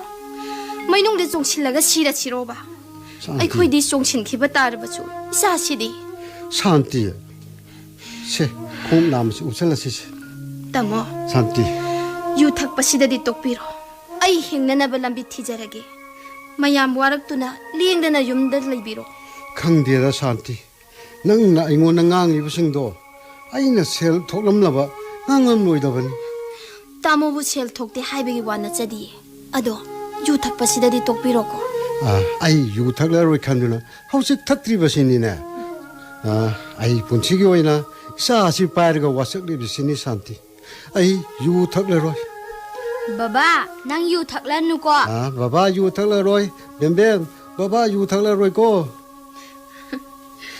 ꯑꯃꯨꯛꯇ ꯉꯥꯏꯈꯣꯏ ꯁꯥꯟꯇꯤ ꯀꯔꯤ ꯍꯥꯏꯒꯦ ꯑꯩ ꯄꯥꯎ ꯑꯃ ꯇꯝꯍꯧꯗ꯭ꯔꯦ ꯀꯔꯤ ꯄꯥꯎꯅꯣ ꯇꯥꯃꯣ ꯑꯩꯒꯤ ꯊꯕꯛꯀꯤ ꯋꯥꯅꯣꯝꯕꯤꯕꯗꯨꯅ ꯉꯔꯥꯡ ꯍꯥꯏꯔꯛꯄꯅꯤ ꯅꯠꯇꯦ ꯊꯕꯛ ꯍꯥꯏꯗꯣꯛꯂꯅꯤ ꯍꯥꯏꯕ꯭ꯔꯥ ꯇꯥꯃꯣ ꯊꯕꯛꯄꯨꯗꯤ ꯁꯣꯏꯗꯅ ꯌꯥꯎꯔꯒꯗꯕ ꯑꯗꯨꯗ ꯀꯩꯗꯧꯔꯕ ꯑꯗꯨꯗ ꯄꯤꯈꯤꯕ ꯁꯦꯜꯗꯨꯒꯤ ꯃꯊꯛꯇ ꯈꯔꯒꯁꯨ ꯍꯥꯞꯇꯕ ꯌꯥꯗ꯭ꯔꯦ ꯁꯣꯏꯗꯅ ꯍꯥꯏꯗꯣꯛꯂꯒꯅꯤ ꯁꯤꯅꯤꯅꯦ ꯄꯤꯁꯤꯟꯈꯤꯕ ꯁꯦꯟꯗꯨꯒꯤ ꯃꯊꯛꯇ ꯈꯔꯒ ꯍꯥꯞꯂꯛꯈꯣ ꯍꯥꯏꯕ ꯍꯧꯖꯤꯛꯄꯨ ꯀꯗꯥꯏꯗꯒꯤ ꯍꯥꯞꯈꯤꯗꯧꯔꯤꯕꯅꯣ ꯃꯁꯤꯗꯅꯤꯅꯦ ꯑꯩꯅ ꯌꯨ ꯊꯛꯀꯗꯧꯔꯤꯕꯁꯦ ꯑꯗꯨꯗꯤ ꯀꯝꯗꯧꯅꯤ ꯑꯩꯒꯤ ꯂꯩꯖꯔꯝꯕ ꯂꯤꯀꯣꯜꯁꯨ ꯑꯍꯥꯟꯕ ꯄꯤꯕꯗ ꯂꯣꯏꯅ ꯀꯥꯏꯊꯣꯛꯈ꯭ꯔꯦ ꯑꯩꯈꯣꯏ ꯑꯁꯣꯝꯗ ꯍꯥꯏꯖꯔꯨꯒꯗꯕꯁꯨ ꯆꯪꯖꯐꯝ ꯄꯤꯕꯤꯗ꯭ꯔꯦ ꯈꯪꯗ꯭ꯔꯦꯗ ꯃꯇꯩꯃ ꯑꯩꯈꯣꯏ ꯕꯁꯟꯇꯗ ꯇꯞꯅ ꯇꯥꯅꯕꯅ ꯐꯔꯗ꯭ꯔꯥ ꯄꯤꯗꯤ ꯄꯤꯈꯤꯕ ꯇꯥꯕꯅꯤ ꯂꯥꯛꯑꯣ ꯑꯉꯥꯡ ꯆꯥꯛ ꯄꯤꯖꯔꯨꯁꯤ ꯂꯥꯛꯑꯣ ꯕꯦꯕꯦ ꯂꯥꯛꯑꯣ ꯆꯥꯛ ꯆꯥꯔꯨꯁꯤ ꯂꯥꯛꯑꯣ ꯑꯋꯥꯠꯄ ꯁꯦꯜ ꯄꯤꯍꯧꯗ꯭ꯔꯦ ꯍꯥꯟꯅ ꯄꯤꯁꯤꯟꯈꯤꯕ ꯁꯦꯟꯁꯨ ꯍꯟꯗꯣꯛꯂꯔꯣꯏ ꯊꯕꯛꯁꯨ ꯑꯣꯏꯔꯔꯣꯏ ꯄꯤꯗꯕꯁꯨ ꯌꯥꯗ꯭ꯔꯤ ꯁꯣꯏꯗꯅꯕ ꯍꯣꯠꯅꯕ ꯇꯥꯔꯦꯗꯅ ꯃꯃꯥ ꯆꯥꯛ ꯆꯥꯔꯁꯤ ꯂꯥꯛꯑꯣ ꯍꯣꯏ ꯃꯃꯥ ꯂꯥꯛꯑꯦ Hare Krishna ngasidi imungse paukchega amatta panadra manine tawuse gate tadru leiremine si kari pau yauribno tawuse aidi mantri laibak asigi mapuni kanabu none nangna mantri gaina haribdubo ibunga aigi mingna lupa kawe baji gi mingna sakti hey ipa macha lalin hey ipa gi mingdi tomal haibrin hey kanai de tamlibo lairi ngone noibo ima gi mingna sang kawe aigi yumnakna mingsat thabamni yo kari none ni pa macha hai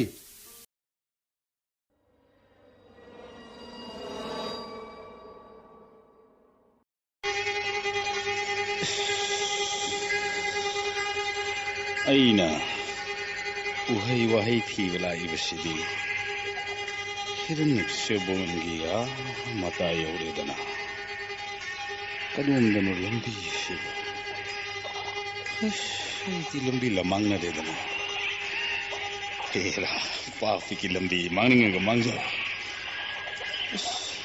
Isa sisyo kamchok thara yusina karigina. Pukasi hangduna tawribra. Lesson man kredna bon sidi. Nung sidi kan kesikre. Nung sisi kan nekta hap launa. Tajok. Anadum nungay ni. Seksini sukun.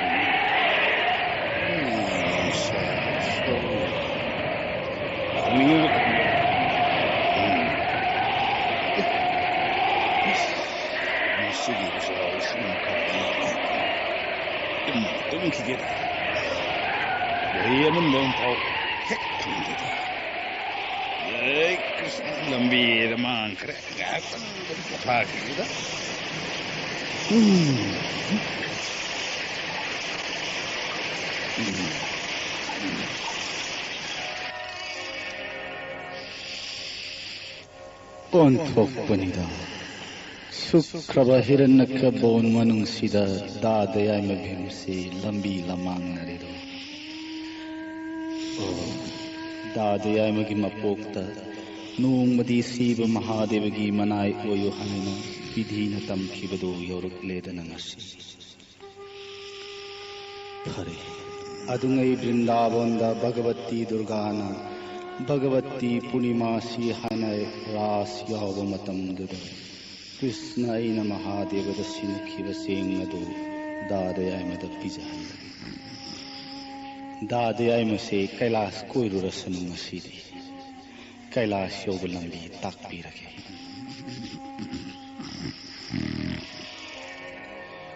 Haugalu Bhim Sen Yet lom the lady by here Nadi Adulalaga, Chaura Balapubo Namathing Nagani. Madura lady by Samu Yasagi Lambi to the Chatlaga, Lupa Matsugi Singzao Ama Ugani. Maduyo Navachatlu, Haugalu Bhimsen, Haugalu Bhimsen. Munidev, Amaktangai Biko Munidev. Kanano Hosikada. Karino. Oh, Mangidana. Aidi Panaquina, Tumdurmaledana. Nong Sumaledana. Nong sit keeps in the sun name Credana. Hosikta Munigi Bay Setpa Shirikisnagi, Konzian man, Luduna Hiram Badabu. Kari. Yet on the labor here in a dilalaga lapubon tenagani. Madutagi Karachatlaga, Lupa Hamasugi, Jingjao Maugani, Masinatrane, money, pay, Chatagatum being Sira, pay, Bhagwan Kirpai and Bhavituni, Chapadi, Tachalake.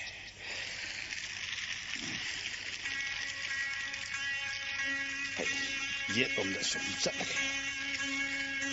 Bhagavan ki kripa lairabdi ngasi soidana hirambiga thengnabra lupa masugi chingjau thengnabra amadi soiro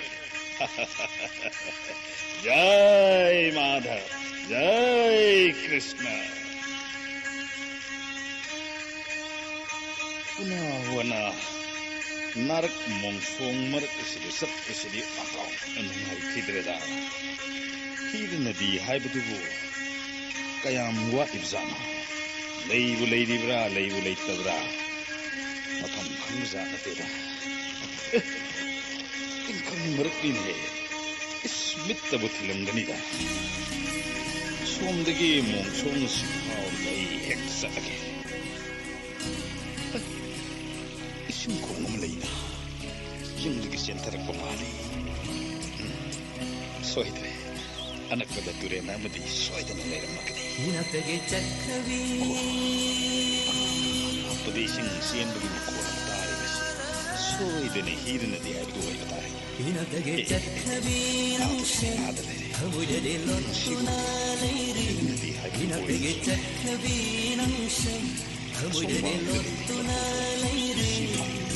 ꯃꯇꯨꯡꯗ ꯍꯥꯏꯔꯝꯕꯗꯨꯒ ꯆꯥꯔꯁꯤ ꯂꯝꯕꯤꯗ ꯈꯧꯔꯥꯡꯉꯛꯇꯅꯕ ꯏꯁꯤꯡ ꯑꯔꯨꯕꯁꯤ ꯈꯣꯏꯖꯣꯛ ꯈꯔ ꯊꯛꯆꯤꯜꯂꯒ ꯇꯨꯔꯦꯜ ꯑꯁꯤ ꯂꯥꯜꯂꯒ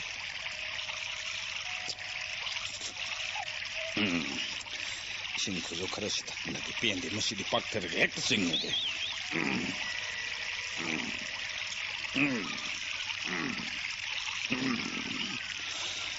जय गंगा माता हिमाय बेना मागी फिजी फिना नेट पे सुवारो बिगन को नचा लांथोक से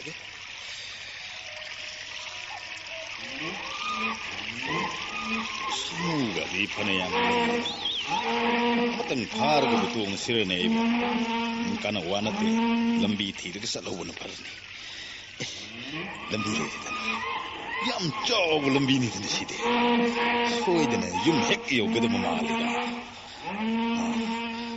hirna di lalesa pum cho ne sholasa ngak lerga kamja ki ba iduni ei samu ai samasa sa na koi nai bu urga sab leptuni yengibdi karigino ai ese taibang mini ne taibang mi aduga ina paire ibsina gada khangabro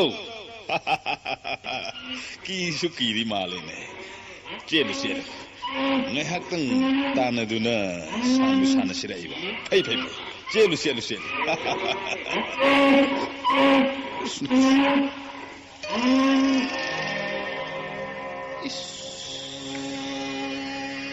karino aigi mit sidu uri bisibu karino ne sibu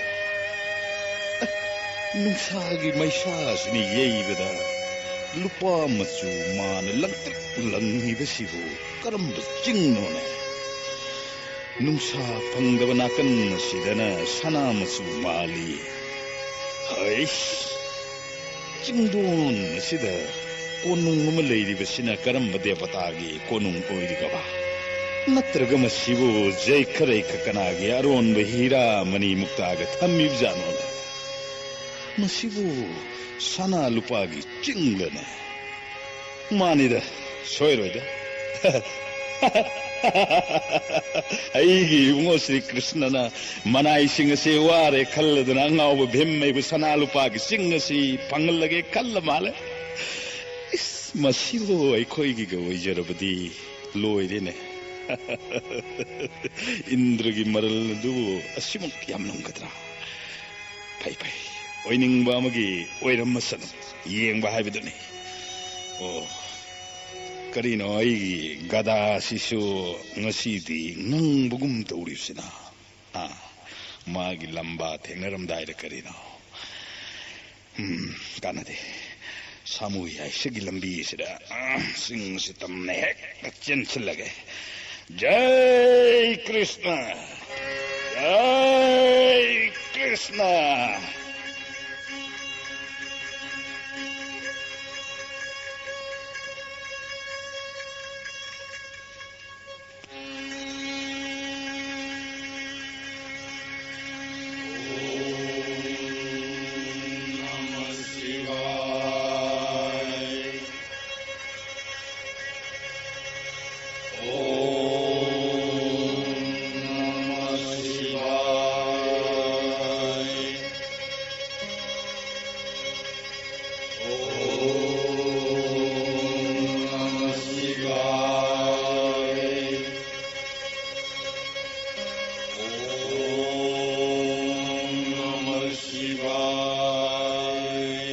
ngasi bal khilage muni singasi prabhu gi prathana sangit asing thok na nungsi na sakhrada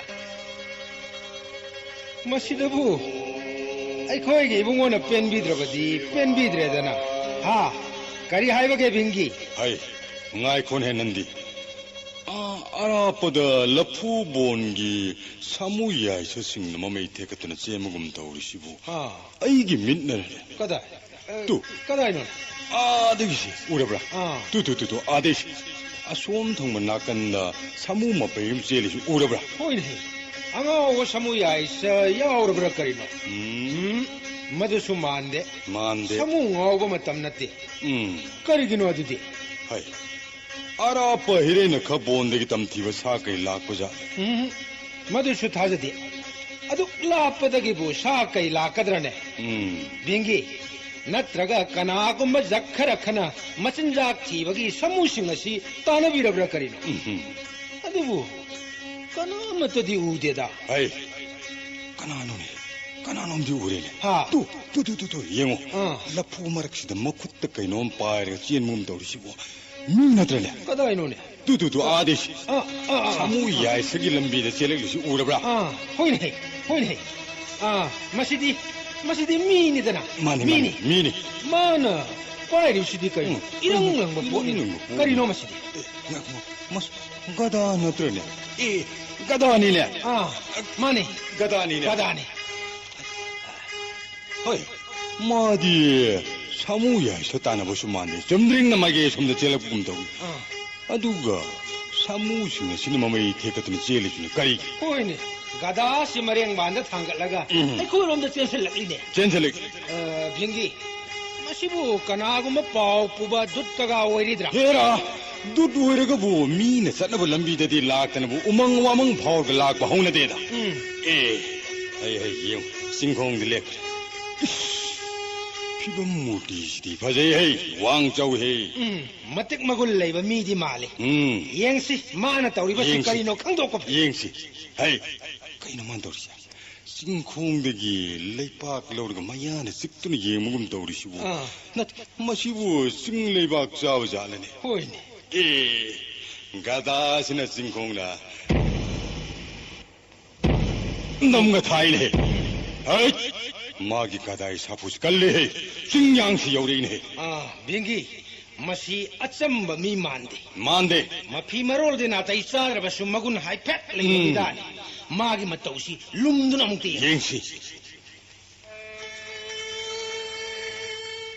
어이 까나까나 레이 싱시부 마푸 레이브로 마기 곤젤레시디 농콩모금 허위네 마시부 까나누네 난데 수이수 첩마네 옌데 옌고 까이노 싱시기 마푸 까나노 마푸 레이르베디 토로라 와마타 한게 जगत की मबुंगो शिव महादेव की श्री श्री कैलाश ने हाइबसी माबु खंगदबा जाला बिंगी नंग मुक्त खुमलगा ताकपिखो आई खुंगे ओ सिंगसिगी मपुदी जगत की मबुंगो शिव महादेव की ने करी हंगलिबनो महासोय आइखो हेबुंगो प्रभु की मिंगतावदा कीर मालेने महाक्स तुमिन्न लेथेने ओय महादेव लेइब्रना योया कयादा बेफार याउदे मसिबो अंगावरने नंदी महादेव लेइब्र गाय बिंगी यूने मसि काखले महादेव लेइब्रो लेतब्रो खुलाई थोरांग तो मसक ममिंग खंग्रे ममखै सिंहदार से हांगदोकपा यादे लोने यंगसिला यंगसी 통시디 로리드나 통성부수 까남도 우데 까나까나 레이립자노 아이나 사나루빠기 찡네인 칼루립시디 마하데브기 찡오에 소이로 머시도 마하데브 소이드나 레이런거네 통시이부 핵근남 카이르가 짱시라 엉뚱디 고구두니 옌거바이 하이 통성마 까나까나 레이 통항우나이 까나수 구먹대데 통성바 레이브로 레이터브로 통스남 카이르게이 엉까와가 시도리 요기 포로로 홈는 가리고 통조 시부 남카이르게 가가이드나 마시 소이니 세마세 하이 마하데브기 마나이 까나까나 레이브게네 통항고우네 이야 항독대네 헤이 머시디 가다세나 복복 액통가이부부 까나수 레이터브로네 통시부 까야양 끈부자노 반나디 깔리네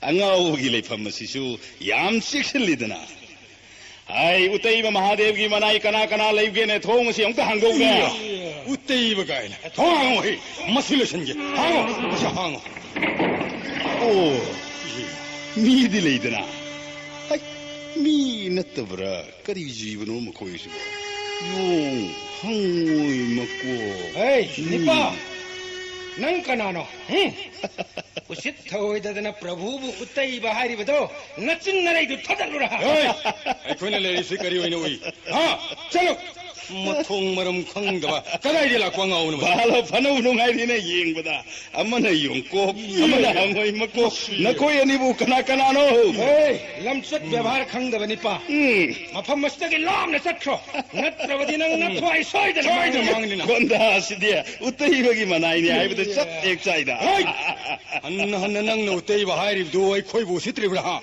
ꯄꯥꯏꯔꯤꯕ ꯈꯨꯠꯂꯥꯏꯁꯤ ꯅꯀꯣꯛꯇꯣ ꯏꯐꯣꯜ ꯇꯥꯅ ꯊꯨꯒꯥꯏꯔꯣ ꯅꯪ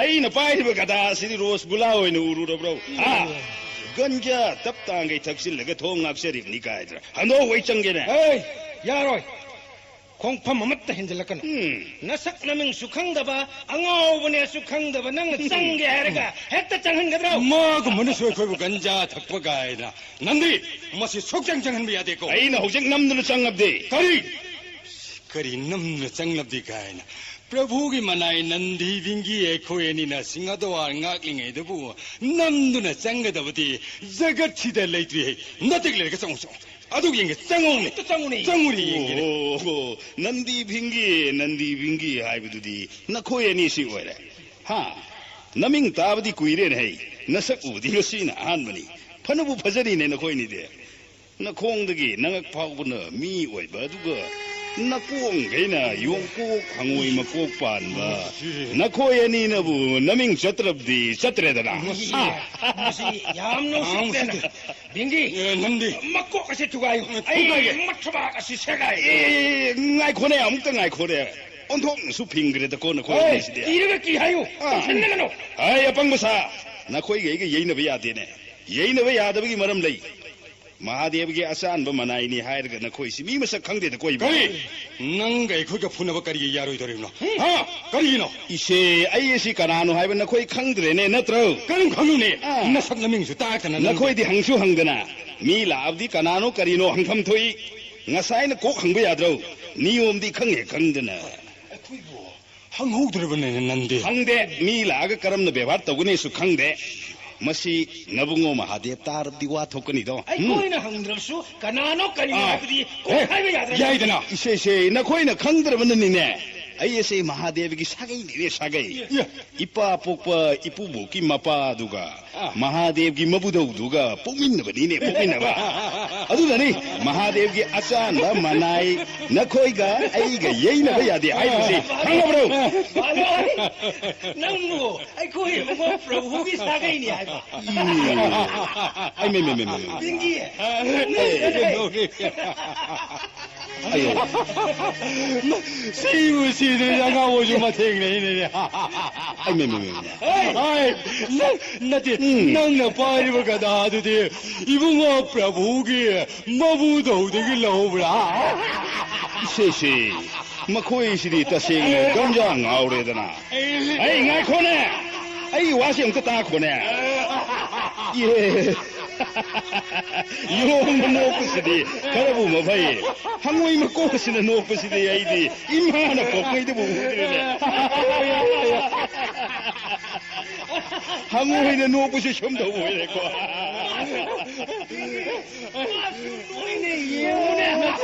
마는 노이시네 거리기노네 하 멋진 거 다오게 노이네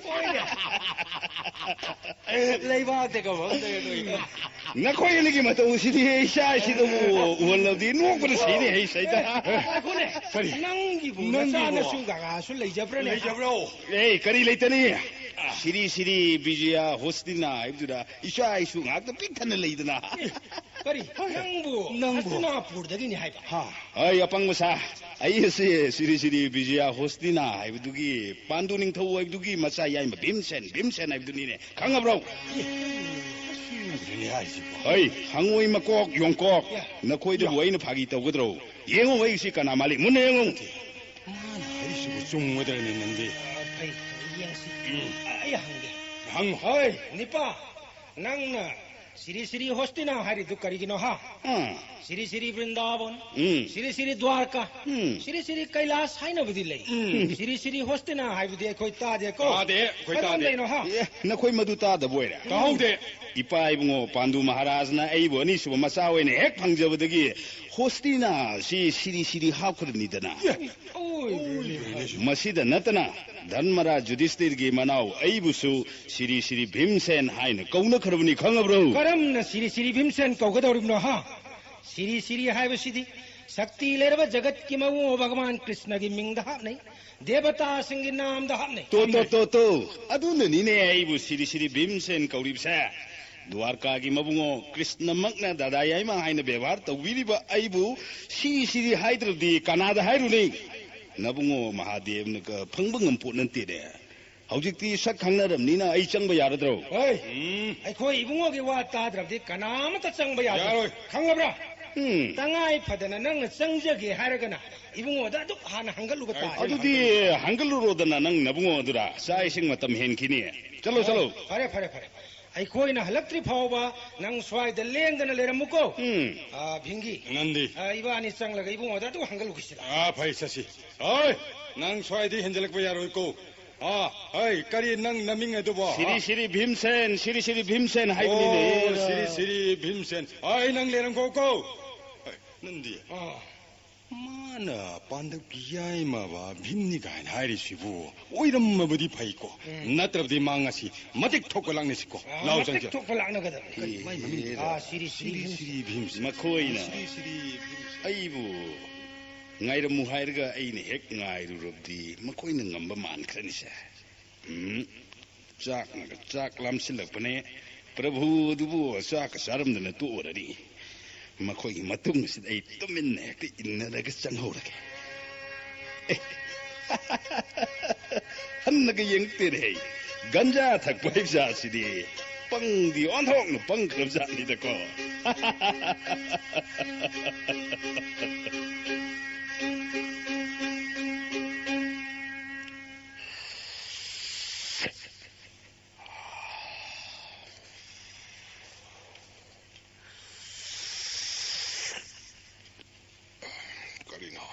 Ngasi Sibu Pukning da Karigumba Maning Lakpagum Tawida Dihe Manung Asida Sri Dwarka Nath Ling Silaklaga Kui Krabawa Pam Mamabuning Sing Hanbra Karino Ningkok Lawida Prabhu Gikaram Mamayatan Laiki Bagene Nandi Bingi Ani Sina Asuktaha Taha Selaki Basina Karigino Karitaure Prabhu, Siri Kailash Pati Bholana. Prabhu ki Swarondana Nain Nandi Bhingi and in a Kurumjari Prabhu. Hayo Nandi Bhingi, Taping Libadu Kari Maramgino. Prabhu, Nanaye Quenangakari Basinghaduarda, Nasidi Sani Mini Kangdaba, Ango Mahojita Tunglere Prabhu. Kari Haiba. Nang Sangabasuya, Davagum Tawi, Suron Parol, Panglon the Loli Prabhu. Adugira Nakoina Taping. Mai thong da saw utuna chela ibadi mana kari haiba aduk tamudana mana ibu prabhu uteiba ka su hai ai khoi bu yong ko pan ba hangoi ma ko pan ba hai dun laknei prabhu hi aibu uteiba ka su haiba kanano ne bhingi mana haibu bu ibu prabhu gi sagai ni kari magi mabubo ki mapaduga ibu prabhu gi ibu dhauga pomin bani hai nanai khoina Nana Kosi Gyan Mangra Chenjere Ibni Prabhu. Tabada Panabunungairine Bhingi Madubu Karamba Maya Binone Mahakna Lak Pagimaram di Karino Nakoi Hanglak Pra. Prabhu Maram Gaga Haidi Hek Yorok Pagaching Kong the Gadana Dum Hek the Taraga Mahadev Libra. Hi, the gun hek the law crep Prabhu. Sing the word that sang Silaga, Utaybagi Manai, Kanale, Tong Hangu, Tong Nang Kairon Gaga guy, and hek the high Prabhu. Even Prabhu, Unage Hizer a Prabhu. Nana Koibu Hurigana, Young Cock, Hangun Makok, Hiraga, Noxele. One dog knows it, Toy Hidribabu. Yatam Vinabu, Mahagumatic Tokasera. Aiko, Taptako, Nakoyani Mag Saugat Mankre. Mahak ado asam midi oireroi कनागुंब देवता सिंगी यक्नबा जक्ष्य रक्षण माया तौदुना लाकपरा नत्रगा तसेंग नमक अइबु उनजगे थिरकप मी ओइरिदरा मागी ममिंग मथा कादी हंगलकपरा माना हाइबबु हस्तिनापुरदगिनी निंथौ पांडुगी मचानी करी ममिंगना श्री श्री भीमसेन कौई असिनी प्रभु करी हस्तिनापुर की भीमसेन माने हेक्ता हाइजिनबो ओइगनी प्रभु निंथौगी मचा ओइरगोबो आदोक लमचत व्यवहार खंगदबा वांगांग संगांग लुदबा होंगदे